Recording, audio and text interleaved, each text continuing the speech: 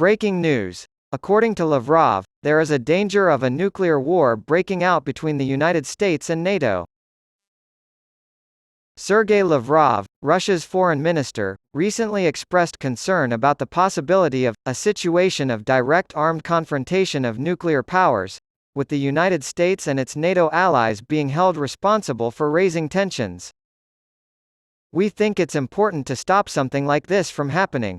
In an interview with the state-owned magazine The International Affairs published today, he elaborated on the need to warn of the existence of high military and political risks and send sobering signals to our opponents.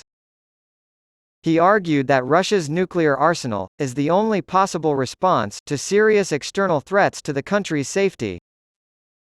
It comes after a drone attack early this morning caused a powerful explosion, heard throughout the central business district of the Russian capital.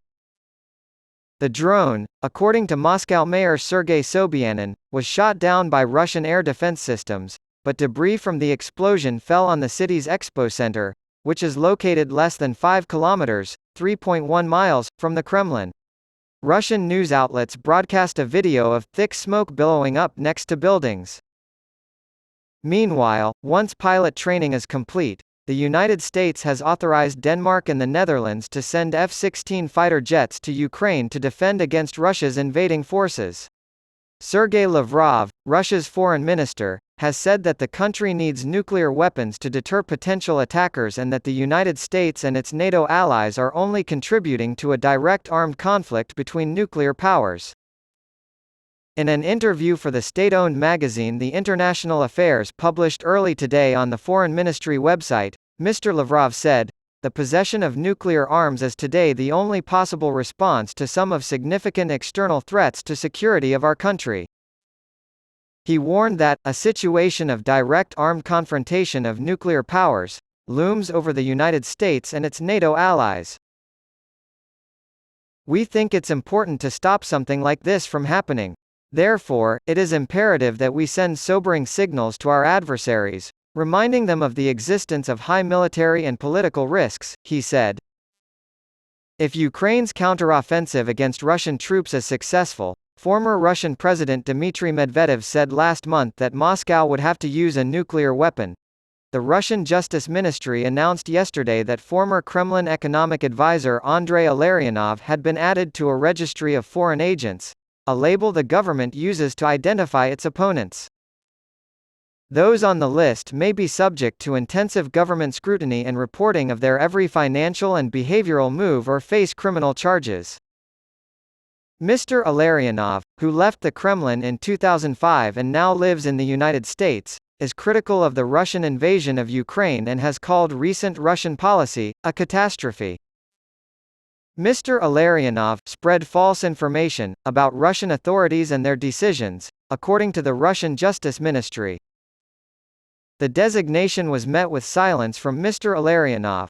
According to the New York Times, citing U.S. officials, the cost of the 18-month war in terms of lives lost and injuries sustained by Russian and Ukrainian troops has surpassed the 500,000 mark. Officials estimate that between 170,000 and 180,000 Russian servicemen have been injured, in addition to the 120,000 who have lost their lives. According to official estimates, casualties in Ukraine are close to 70,000 dead and between 100,000 and 120,000. While Moscow is suspected of routinely understating its military fatalities and casualties, while Kyiv refuses to share official statistics, American officials warn that determining casualty numbers remain difficult. However, they pointed out that the number of casualties has grown and stayed high in eastern Ukraine this year as a counteroffensive that has been going on for nearly 3 months continues. Experts estimate that Ukraine's active duty, reserve, and paramilitary military forces total around 500,000 people.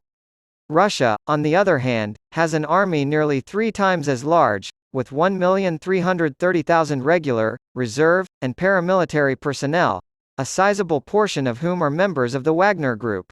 U.S.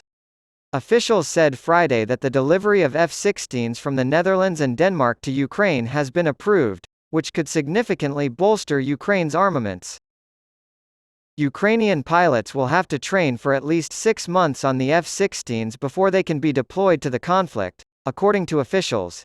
Ukraine has been begging for this cutting-edge fighter for years to give it an advantage in battle.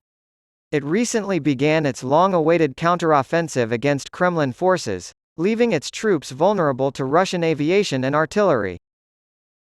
When asked by reporters in Washington whether he thought the F-16s would change the game for Ukraine, Air Force General James Hecker, who commands U.S. Air Forces in Europe and Africa, said he did not. It could take 4 or 5 years, he said, to get F-16 squadrons ready for combat. However, attack helicopter pilots in eastern Ukraine were relieved to hear the news. They said Russia has a distinct aerial advantage, but that Kyiv could dramatically gain the upper hand if it invested in better fighter jets.